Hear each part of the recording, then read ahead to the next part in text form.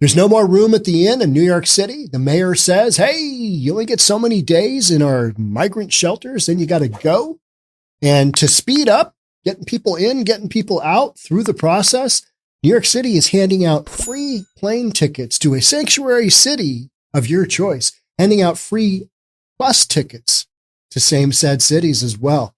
The kicker is the illegals, the migrants, the newcomers, they're not accepting them. Let's get into why. Here we go. This video here is kind of an overview of kind of where we sit with all the individual migrant crises. And we got a bunch of criminal activity going on there, right? Got snow in Denver, criminal activity. People are pouring out of Haiti. A lot going on, a lot of shenanigans. Mayor Eric Adams facing some tough questions this morning about the migrant crisis. Especially in the wake of the growing number of asylum seekers accused of committing crimes. Lizette Nunez, she is live in Midtown with the latest. Good morning, Lizette. Good morning, Dan and Tashani. Well, the mayor says that past administrations, they have placed limits on how the city can interact with ICE. But given this recent violent wave of different attacks to police, well, the mayor believes some of these individuals should be taken off New York City streets. People who commit violent felonies in the city, we should be communicating with ICE to have them deported. Mayor Adams addressing a series of violent crimes connected to migrants in an interview with Fox 5. The latest taking place at the Randall's Island tent shelter last Thursday. According to police, a migrant got in an argument with security. As officers tried to remove him, video shows migrants throwing things at officers. It is a privilege to be here in this city, and over 170,000 people have come to the city. Overwhelmingly, they're doing the right things, but that numerical minority that are violence and carrying out violence in our city, they should not be allowed to stay here. The mayor also addressing questions surrounding the controversial prepaid debit cards that will go to 500 asylum seekers. The city issued a $53 million no-bid contract to Mobility Capital Finance. Questions have been raised on why there weren't attempts to see if there were any better deals. For emergency procurement, you can do no bids. This has been done before under previous administrations. The Adams administration believes the pilot program will help cut down roughly $7.2 million per year in migrant-related costs, as well as help eliminate food waste, since many migrants don't eat the food provided at hotels and shelters. Each migrant will get about $13 a day, so it's not automatically $1,000 as it has been reported. The money placed in the cards will allow migrant families to buy food and baby products. It's supposed to go to only food and baby supplies. If it's abused, we will take those cards away. And in total, the mayor is looking to cut down 20% of migrant-related costs. Meanwhile, immigrant advocates believe this plan doesn't go far enough because they believe just food prices are just too high right now, and $13 really won't get migrants enough. That's the latest here in Midtown. We'll send things back inside. All right, Lizette, thank you. So on top of, all these issues, these are all issues because they've self-proclaimed being a sanctuary city. Somebody hit me up the other day to say, hey, what kind of, if you describe yourself as not a sanctuary city, what kind of funding will you lose? You won't, because it's just, you might lose some favor with all these Democrat run, politicians, but it's this self-proclaimed thing. There isn't a box. Are you sanctuary or not? It's more, hey, we'll take your illegals. We'll take them. You've proclaimed that. And so from a standpoint of federal funding, there's no funds going to sanctuary cities versus non-sanctuary cities. I just kind of want to make that clear. But what's interesting is that New York has a specific poll, right? It's got a specific poll. And let's get into that. Why would people want to stay in these environments? Because there's a lot more kind of, I think, underneath the layers that people don't recognize. Migrants booted from the Big Apple's overflowing shelter system on Tuesday said that they're turning down the city's offer for free plane or bus tickets out of town because it's too hard to start over elsewhere. All right, okay. Of the more than 24 asylum seekers the Post spoke to outside an intake center in the East Village, most said that they preferred to stay put and try their luck in New York City, even if it meant going more weeks without a shelter bed. I watched a video last night. They're crashed out outside of the Roosevelt. They're literally lying on the sidewalk with a piece of cardboard down or maybe a blanket. I mean, talk about that. That just sounds terrible. But it's better to do that and maybe get in line the next day to get reinstated into the housing system than it is to try go somewhere else. And so they're turning down, plane tickets and bus tickets. Nah, I'm gonna keep running my luck here and see if I can get into the system here in New York City, because New York City is handing out so many freebies. Freebies, just all day long. Why leave here and start all over, said Jesus Hernandez, 40, of Venezuela, adding he expects to wait 4 days to a week to find out about where he'll be living next. Some joke the dating scene is what's keeping them here. Okay, all right. So you escape from your home country, call it Venezuela. You're going to go to New York City. You meet a cute Venezuelan girl there, right? I mean, that's your option. You go to somewhere else. You may not have much of a community of the folks that you're used to from back home, and you don't have the resources being handed out that New York City is. So you've got a real pull there, because these people are young. A lot of them are young males, and they are literally looking to make a new life for themselves. And the freebies that New York City has handed out are not enough to offset, hey, you can go over here. We'll get you there for free.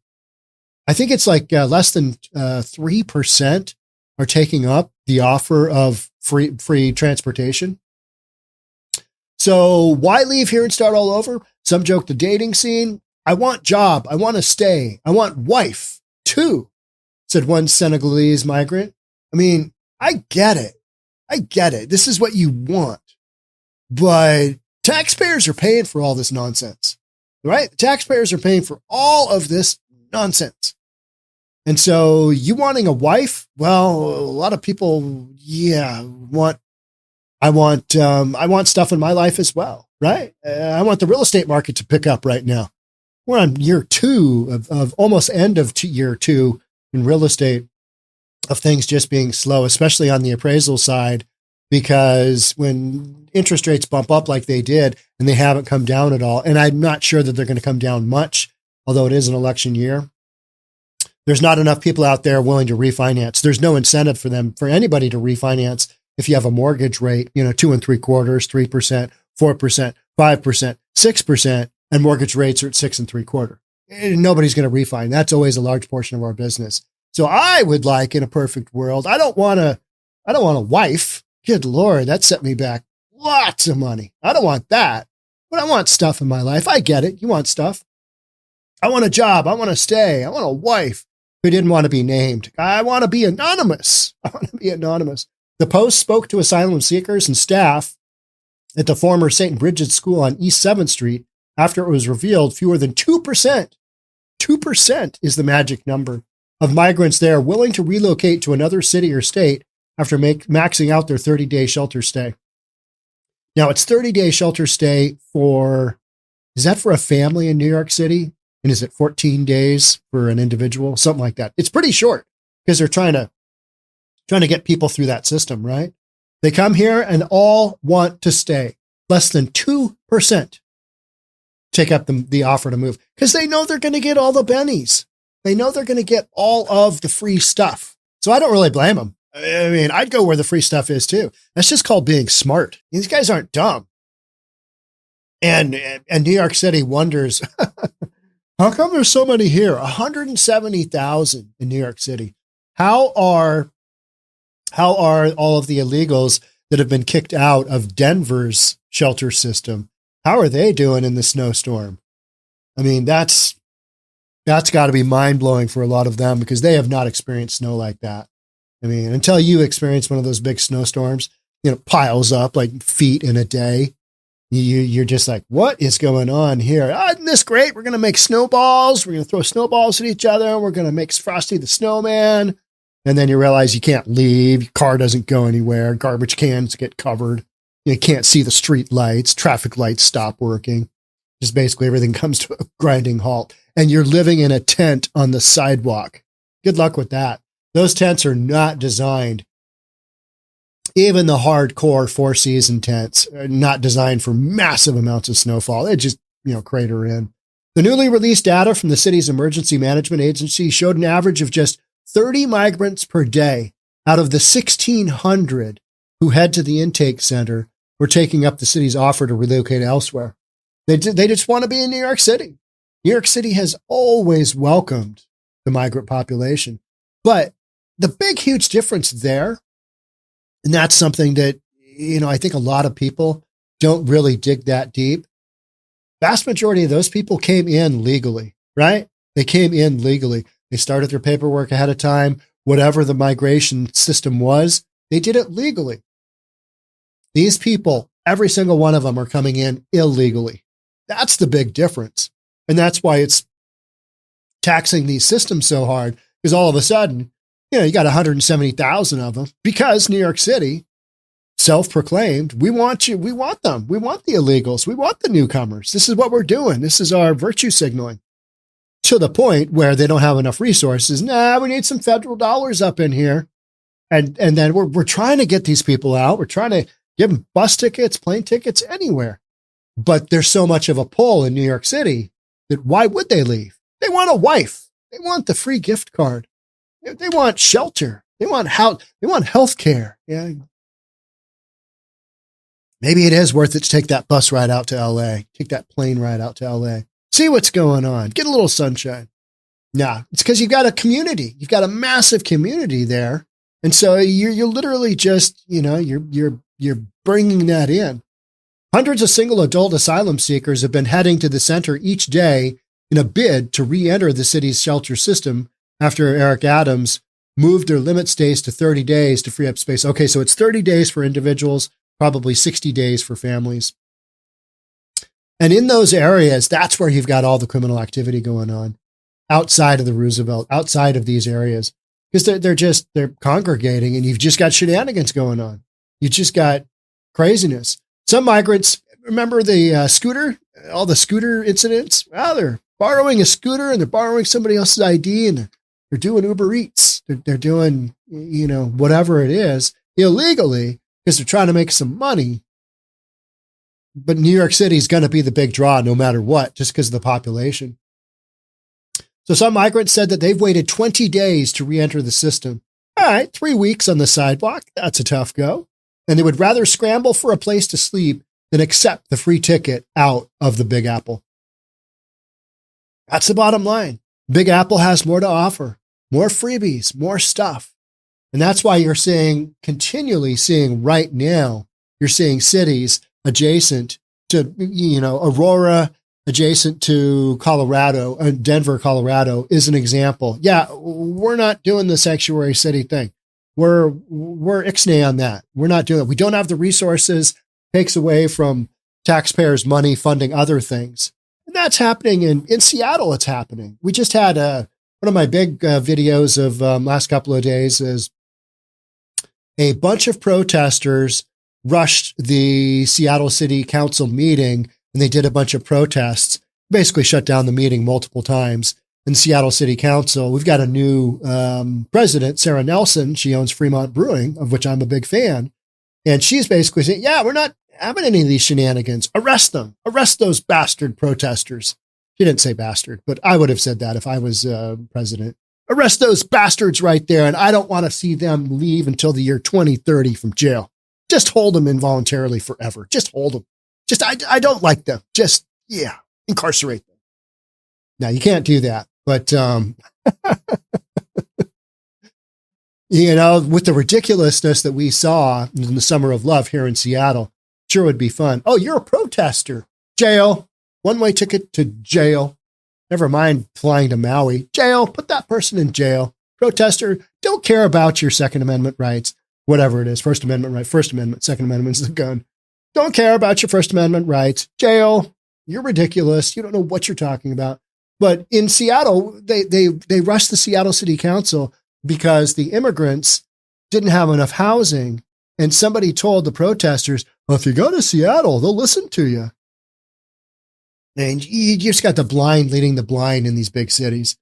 But Sarah Nelson, she shut it down. She had them arrested and they continued the meeting and all is well in paradise, right? So check out that video. It's kind of an entertaining one. The migrants or the protesters are, they're jumping on the bandwagon and that's what they do. I'm grateful for the help. Of course, I'd love to see some other part of the country. This is somebody who didn't take the offer of acceptance, but I can't complain about my time here, said Alex Puerta, 49. Once I start working full time, I definitely won't leave, but permission to work is taking a long time. These people don't want to go anywhere. They're happy with what they're getting from New York because they're handing them the partridge in a pear tree, right? They're handing them everything on their Christmas list. Puerta's friend Hernandez, a former travel agent, also said he's still waiting on permission to work after being in the city for 6 months. Puerta said that he hauls an air mattress around for them to sleep on. Okay, that is not light. Ever hauled an air mattress around? I have a queen size air mattress in one of my big duffel bags to take camping, car camping. And it's heavy. It's heavy. Haul that around. All right, set up here. How are they filling it with air? Do they have a little compressor? Probably not, right?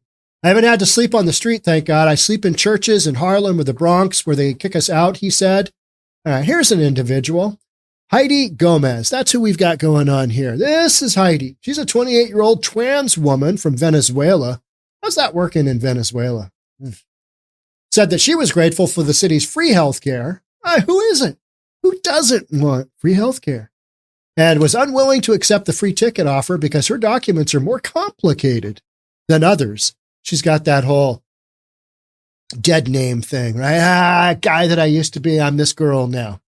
Literally, she's got that. Now, it says here that you're Heidi now, but you were Bob before. Tell me a little bit about that. It's your immigration hearing. A little tricky. Meanwhile, Heidi Gomez, a 28-year-old trans woman from Venezuela, said she's grateful. I need to file my documents under my old name, too. Okay. All right. Okay.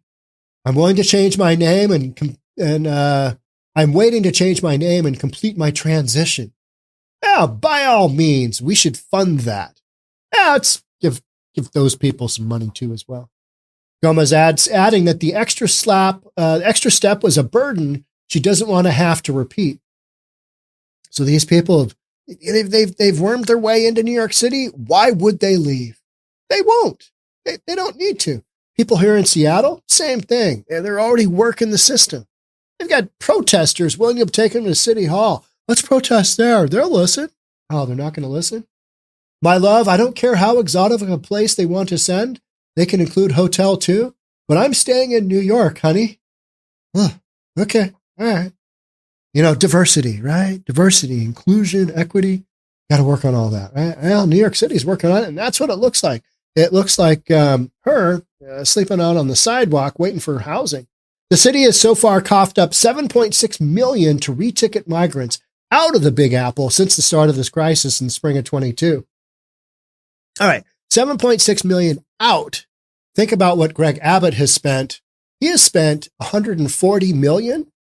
$140 million. And look at how much bang for his buck he's gotten. And all New York City is doing for close to $8 million is just sending them away. Greg Abbott has just been sending them willy-nilly. Denver, here you come. Philadelphia, D.C., New York, Chicago. He's really been effective in this whole thing. And so now what you're seeing is you're seeing the impact on New York City offering all those freebies. Nobody wants to leave. Why would you possibly leave if you're already getting everything, with the exception of that, that pesky housing thing? But hey, it's springtime. It's a beautiful time of the year to be out on the sidewalk, maybe sleep in the park. No, I don't want to see anybody do that because it's annoying to the rest of us. Let's go play at the park. All right, got 14, homeless people. We're not sure. Drug addicts. We're not sure. Migrants. We don't really know. You know what? Let's just go home. Forget the park. That's probably not the safest concept ever. Yeah, you want to see people be able to enjoy public spaces. You want to see people not lined up around the sidewalk of the migrant center. But that's not what we're doing. And these people aren't leaving because they've got such a great ride, with the exception of the housing deal, for everything else, healthcare, you name it. And this is not going to go anywhere anytime soon, because these folks are coming in. They're coming in. Some of what I've been researching lately is that Mexico right now is, their president is good buddies with Biden. Yeah, right? Like anybody friends with Biden, you're just like, what? Ugh. Yeah, no. I was in the gym a couple of days ago. Today is Thursday. It was Tuesday. There was a girl there. She had a hat that said, Biden sucks. At my gym, there's not a lot of politics. Everybody's, for the most part, there's a lot of conservative people because there's a lot of money. But this chick, number one, she was a woman, and she was some kind of, she wasn't white, let's just put it that way. And she wearing a hat that says, Biden sucks. I just thought that was great. I was dying to go up to her and say, hey, like your hat. You know, old guy working out at the gym, talking to somebody else. It just, don't do that. So I gave her the 2 thumbs up in my head and said, I'll have to remember that for the podcast. Biden sucks. How do you really feel about that? But what's happening down in Mexico, and part of the reason the migrant numbers are so far down off of their record numbers in December, is that the Mexican government, if you're in Mexico City, if you get busted, if you're one of these migrants and you're in Mexico City and you are looking to get across the southern border, Mexico federales are moving you back. Think of it, moving you back 1 stop. And that's about a 6.5-hour drive away. I don't remember the name of the city. And if you're getting busted in that area that you're getting moved back from, if customs and federales, catch a group of people or whatever, they're moving them 1 stop back from that. And so what's happening right now is these groups of people are literally being moved back between 6.5-hour drive or 3.5, 2.5, 3 hours. They're being sent all the way back to darn near the Mexico-Guatemala border, is it? I mean, they're basically being sent back to step 1. They're not being deported into other countries beyond the southern border of Mexico, but they are being moved back. And so what that's doing is that's rotating a lot of these folks through multiple times, because as they get up, they've migrated, they've gotten buses, they've gotten walked, they've done whatever. As they've gotten further up, they got set back. So you don't have the huge numbers coming through right now because those people are kind of on a treadmill. There's a fair amount of that going on. And that's why you're seeing the really low numbers at the southern border. That's one of the explanations. You've also got seasonal. You've got January, February are typically lower numbers, but we're coming into the good weather. So it'll be really interesting to see moving forward if the Mexico government keeps up, if they're keeping up their buddy-buddy status with the United States. But the issue with that treadmill deportation, you're not really deportating.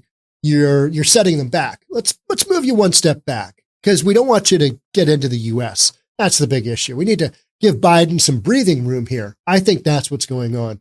Biden is getting breathing room, but it's an artificial breathing room because eventually that treadmill is going to break and all those people are just going to boop and start coming in. That's my opinion, because those people, the same people that are requiring resources in New York City, they're human beings. They have babies. They have medical needs. They need food. They got to go to the bathroom somewhere.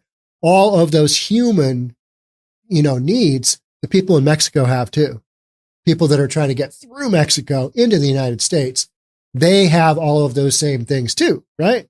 So the resources are only going to go so far in Mexico before Mexico says, all right, you got your 2-month reprieve. You got your whatever reprieve. Good luck on the elections there, Joe. But man, we've run out of money again. We don't have the resources for this.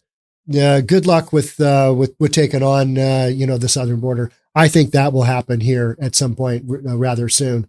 But what's been interesting is then the push of the people that are getting through that southern border.